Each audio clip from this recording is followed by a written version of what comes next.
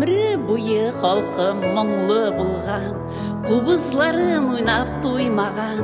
көңіл аның әр шақ нұрлы болған, көзлерінде отлар ойнаған, қор орманын сузып жырлаған ол,